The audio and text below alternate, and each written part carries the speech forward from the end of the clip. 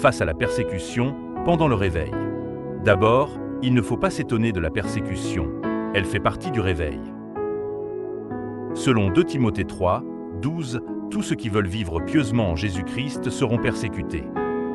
La persécution est la conséquence naturelle d'une vie remplie de l'Esprit. Plus la lumière grandit, plus les ténèbres réagissent.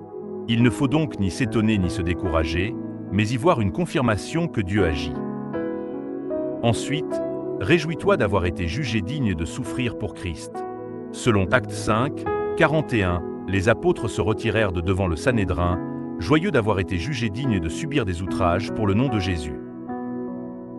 Pendant le réveil, les vrais serviteurs sont parfois rejetés, insultés, menacés, voire emprisonnés.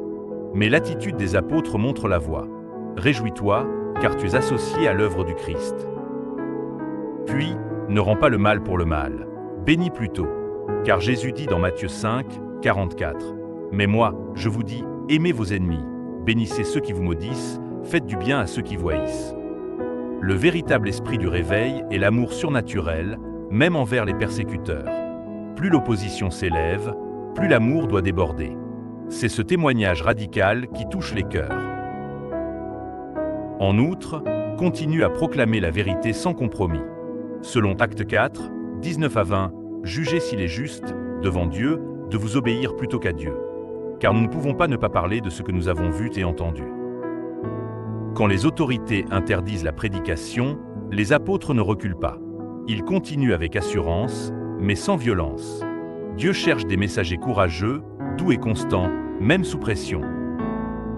De même, il faut prier pour recevoir la force de continuer. Acte 4, 29 à 31 nous en donne un exemple. Quand ils eurent prié, le lieu où ils étaient assemblés trembla. Ils furent tous remplis du Saint-Esprit, et ils annonçaient la parole de Dieu avec assurance. Face à la persécution, la première réaction des croyants n'était pas de fuir, mais de prier. Et Dieu leur donnait encore plus de puissance pour continuer le réveil. Enfin, compte sur la gloire à venir, pas sur l'approbation des hommes, comme l'apôtre le dit dans Romains 8, 18. J'estime que les souffrances du temps présent ne sauraient être comparées à la gloire à venir qui sera révélée pour nous.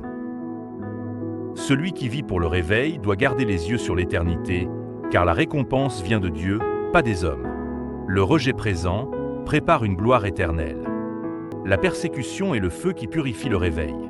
En effet, pendant le réveil, la persécution teste la foi, elle l'affermit, elle recadre les motivations et fait grandir l'Église.